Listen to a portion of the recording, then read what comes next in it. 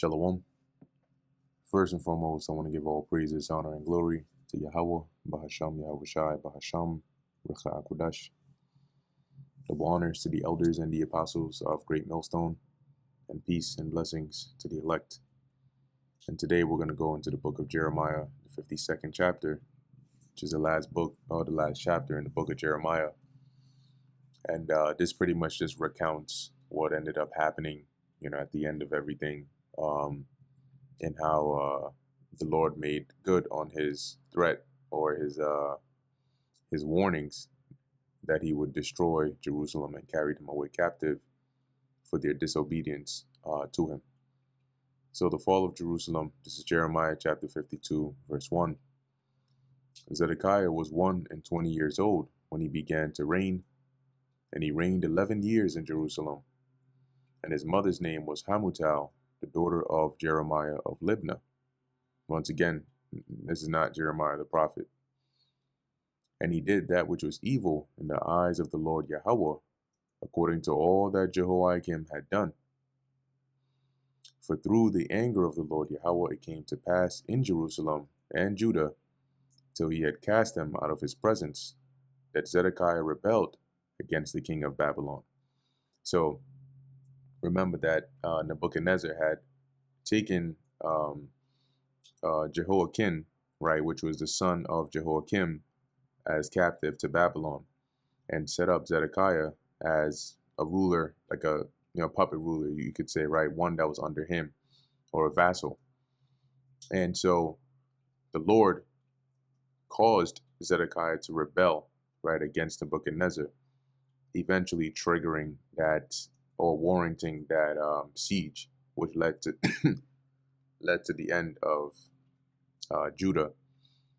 And it came to pass in the 9th year of his reign, of Zedekiah's reign, in the 10th month, in the 10th day of the month, that Nebuchadnezzar, king of Babylon, came, he and all his army, against Jerusalem, and pitched against it, and built forts against it round about. So they basically laid siege against Jerusalem, and were ready to take it. Okay, and I believe that lasted roughly around 2 years.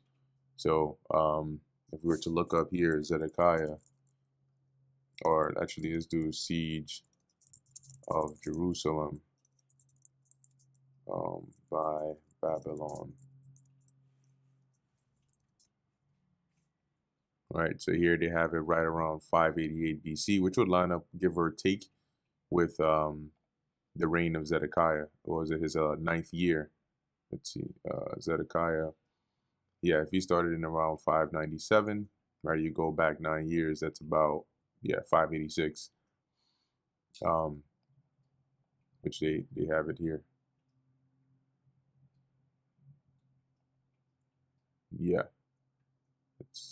let me just make sure that math is correct, right? So from 597 down to 590, that's about 3 years, right? And then 587, right, would be about 6 years. Hold on, let's look this up. When was the 9th year of Zedekiah's reign? Oh, okay, 588. Got it. Yeah. So you could say the siege began right around then, 588. I don't know what my math was doing at that point, but the 9th year of Zedekiah's reign, being 588 to 586, would be the duration of the siege, which is when the Babylonian king Nebuchadnezzar began his siege of Jerusalem. His reign lasted from 597. This is Zedekiah, to 586. So the 9th year corresponds to the start of this major event that led to the city's destruction in his 11th year. And the Lord basically set him up to do that.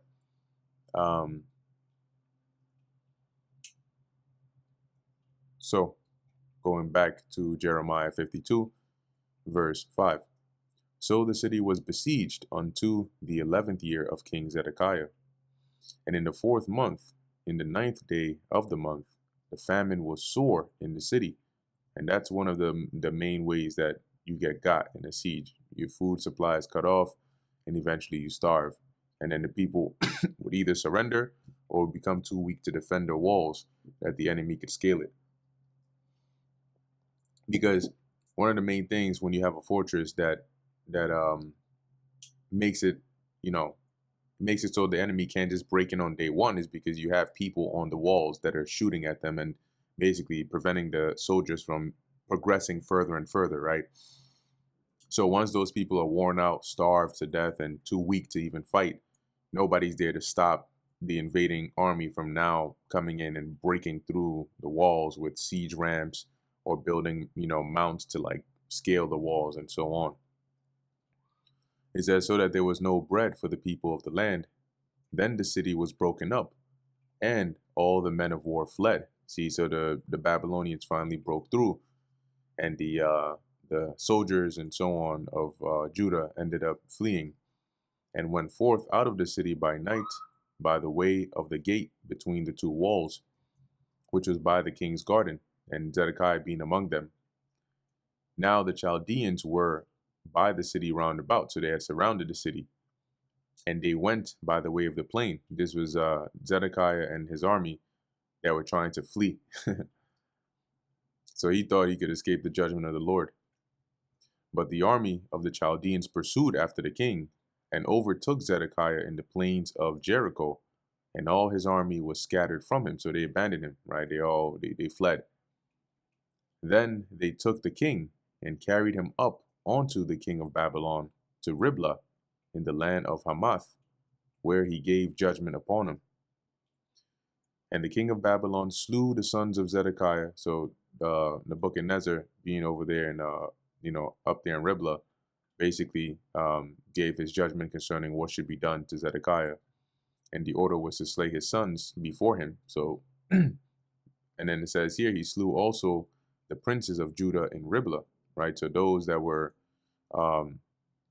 remember these princes that were mentioned as we were going through the book of Jeremiah, some that had caused them to be put into the dungeon and so on and so forth, well, they were also slain. Then he put out the eyes of Zedekiah, and the king of Babylon bound him in chains. So the last thing Zedekiah saw before his eyes were taken out, either, plucked or whatever, they just became, they took away his ability to see, right? And so the last thing he saw was the slaying of basically his relatives and his sons. And then they carried him, as it says, bound him in chains and carried him to Babylon and put him in prison till the day of his death. Because remember, Jeremiah did tell him that he wouldn't die by the sword, right? But rather, he would be sent, in this case, to Babylon, and that's where he would be until he died. Now in the 5th month, in the 10th day of the month, which was the 19th year of Nebuchadnezzar, king of Babylon, came Nebuzaradan, captain of the guard, which served the king of Babylon into Jerusalem. So being one of the let's say like the generals or high-ranking officers in Nebuchadnezzar's army, he basically comes into Jerusalem and burned the house of the Lord Yahweh and the king's house and all the houses of Jerusalem and all the houses of the great men burned he with fire. So you can imagine the city, the entire city, just fires everywhere. Now this, as we get account in First Ezra, the 4th chapter, the Edomites also had a hand in this. Okay, it's mentioned here, First Ezra chapter 4, and I believe this was when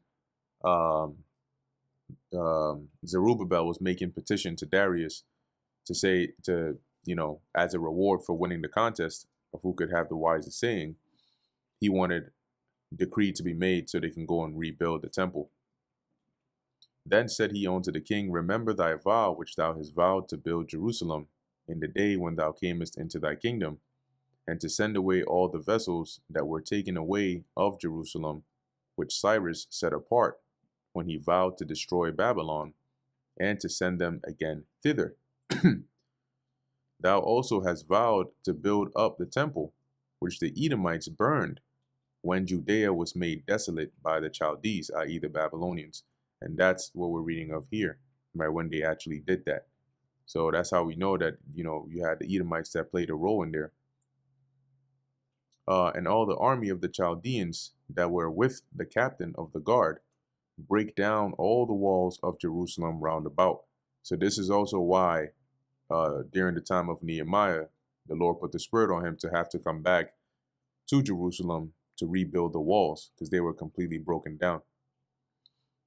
Then Nebuzaradan, the captain of the guard, carried away captive certain of the poor of the people, and the residue of the people that remained in the city, and those that fell away, that fell to the king of Babylon. And by falling away, it means those that defected or willingly surrendered to basically to go to the side of the Babylonians to avoid bloodshed, and the rest of the multitude. But Nebuzaradan, the captain of the guard, left certain of the poor of the land for vine dressers and for husbandmen. And we read about this in a previous chapter here, who he committed these people to the charge of Gedaliah, right, whom the Babylonians had made governor. And then after hearing that, you had the Jews that had fled to the neighboring regions coming back into the land to dwell with Gedaliah, the remnant over there, the same Gedaliah who was slain by Ishmael. Verse 17, also the pillars of brass that were in the house of the Lord Yahweh, and the bases and the brazen sea that was in the house of the Lord. And that brazen sea was, you think of it just like, it was a large basin of water, right, that was built by King Solomon, right? So if we look up here, the Temple of Solomon, which really is the temple built by Solomon, but this is what it's referring to, right? This is the brazen sea. Okay, it's just, it was holding water in it, but it was built on top of, this was the design of it, let me just say that. So they broke up all the valuable things. They broke this up because it's too heavy to carry by itself, and then they took it with them. So as it says, the Chaldeans break and carried all the brass of them to Babylon, the cauldrons also, and the shovels, and the snuffers, and the bowls, and the spoons, and all the vessels of brass wherewith they ministered took they away. So the pots, the shovels, the little things they used to put out the fire, right? It kind of looks like a ladle, and the bowls, the spoons, all of it they took. And the basins, and the fire pans, and the bowls, and the cauldrons, and the candlesticks, and the spoons, and the cups, that which was of gold in gold, and that which was of silver in silver, took the captain of the guard away, because to them it was treasures. It was like, oh shoot, like this is valuable stuff. Why would we just leave this here? The two pillars, one sea, and 12 brazen bowls that were under the bases, which King Solomon had made in the house of the Lord Yahweh. The brass of all these vessels was without weight, so it was too heavy to even measure or weigh. And this is referring to, once again, right, like the different pillars. These are the bowls, the brazen bowls that were under the sea, or this giant basin over here. And concerning the pillars, the height of one pillar was 18 cubits, and a fillet of 12 cubits did compass it. And that was like a measurement of the circumference round about the pillars. And the thickness thereof was 4 fingers. It was hollow. So these are just the measurements of it. And the chapiter of brass was upon it. This is what a chapiter looks like. Actually, let me just type it in here. So this part right here, as it says, chapiter is an archaic term for the capital of a column, the uppermost part of a pillar. So you can see this high part right there. As it says here, the chapiter of brass was upon it, and the height of one chapiter was 5 cubits, with network and pomegranates upon the chapiters round about, all of brass, meaning the designs. The second pillar also, and the pomegranates were like unto these. So they had similar designs for both pillars. And there were 96 pomegranates on a side, and all the pomegranates upon the network were 100 round about. Right. Once again, this was how it was designed. You know, the pillars and the chapiters of it. And the captain of the guard took Seraiah, the chief priest, and Zephaniah, the second priest, and the 3 keepers of the door.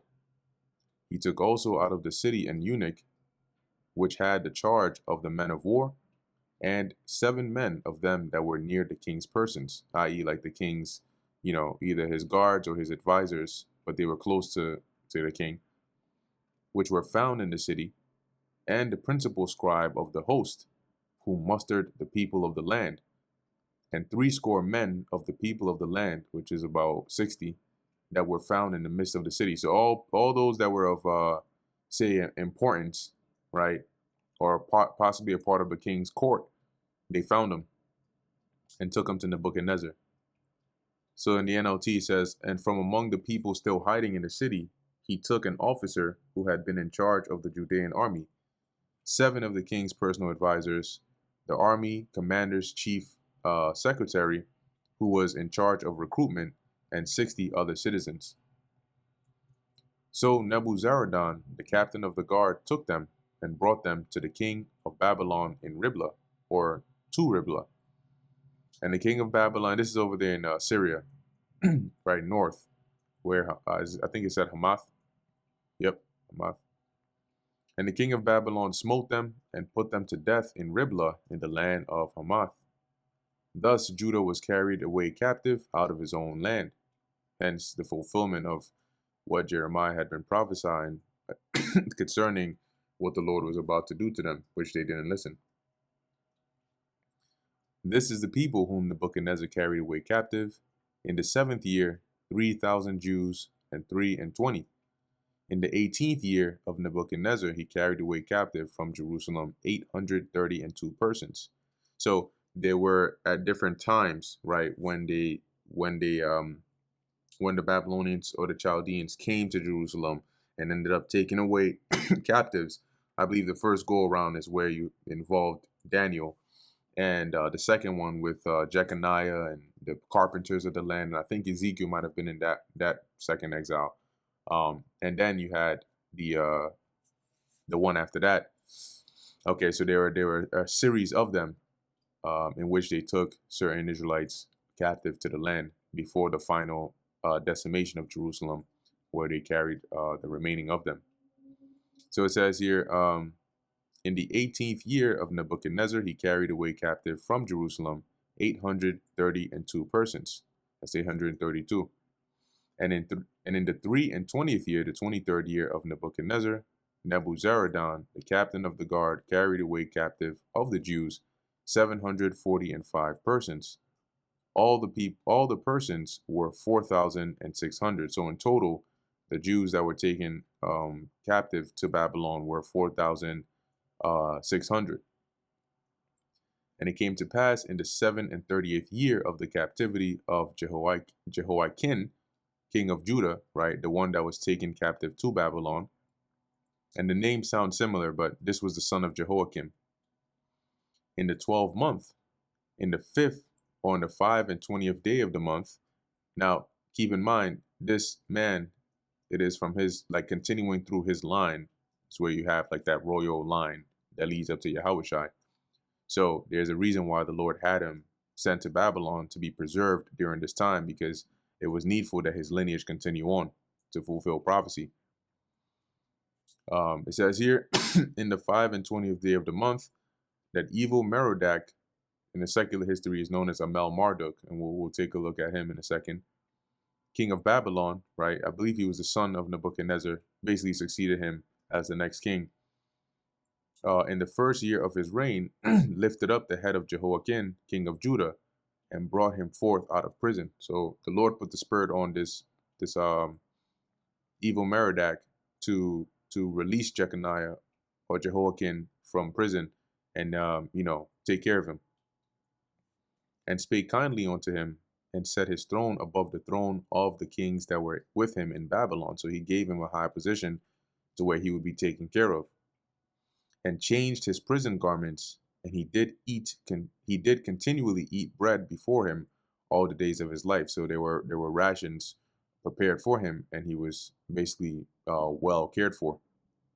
As for his diet, there was a continual diet given him of the king of Babylon, every day a portion until the day of his death, all the days of his life. And this is actually recorded in secular history. So this is on Amel Marduk.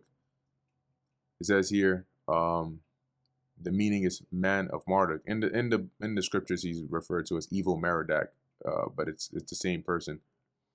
Also known as Awil Marduk, or in the biblical rendition of his name, evil Merodach, was the third emperor of the Neo-Babylonian Empire, ruling from 562 BC until his overthrow and murder in 560 BC.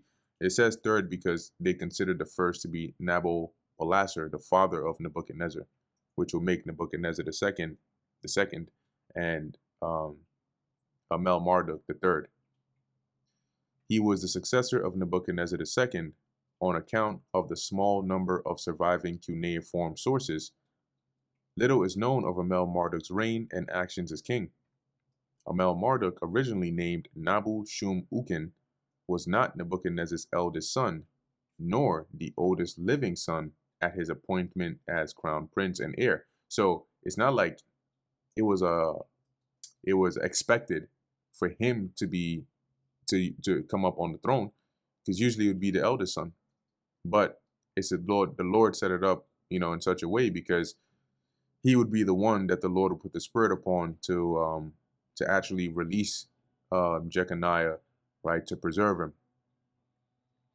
It is not clear why Amel Marduk was appointed by his father as successor, mainly since there appear to have been altercations between the two, possibly involving an attempt by Amel Marduk to take the throne while his father was still alive. After the conspiracy, Amel Marduk was imprisoned, possibly together with Jeconiah, same as Jehoiakim, so just another name for him, the captured king of Judah. Nabu Shum Ukin changed his name to Amel Marduk upon his release, possibly in reverence for the god Marduk, which is one of the deities of the Babylonians. Amel Marduk is remembered mainly for releasing Jeconiah after 37 years of imprisonment, and I think the scriptures mention that. It came to pass in the 7th and 30th year of the captivity of Jeconiah, or Jehoiakim. Amel Marduk is also known to have conducted some building work in Babylon and possibly elsewhere, though the extent of his projects is unclear. The Babylonians seem to have resented his rule, as Babylonian sources after his reign describe him as incompetent. In 560 BCE, he was overthrown and murdered by his brother-in-law, Neriglissar, who thereafter ruled as king. Now, I want to see if they'll mention the records that they found of the rations for that were set aside for Jeconiah. Let's actually look up maybe Jeconiah. Let's see here. Okay, archaeological findings. Yeah, it says here, during his excavation of Babylon in 1899 to 1917, Robert Coldaway discovered a royal archive room of King Nebuchadnezzar near the Ishtar Gate. It contained tablets dating to 595 to 570 BCE. The tablets were translated in the 1930s by the German Assyriologist Ernest Weidner. 4 of these tablets list rations of oil and barley given to various individuals, including the deposed king Jehoiakim, by Nebuchadnezzar from the royal storehouses, dated 5 years after Jehoiakim was taken captive. So they found actual rations here that were set for Jehoiakim. One tablet reads, 10 silla of oil to the king of Judah, Yahukin, 2.5 silla, which is oil, to the offspring of Judah's king, 4 silla to 8 men from Judea. Look at that. So, I mean, go and refute that. Another reads 1.5 silla for 3 carpenters from Arvad, 1.5 apiece, 11.5 silla for 8 woodworkers from Biblios, and I think there's a bit more. Let me see. Okay, Greek craftsman, carpenter,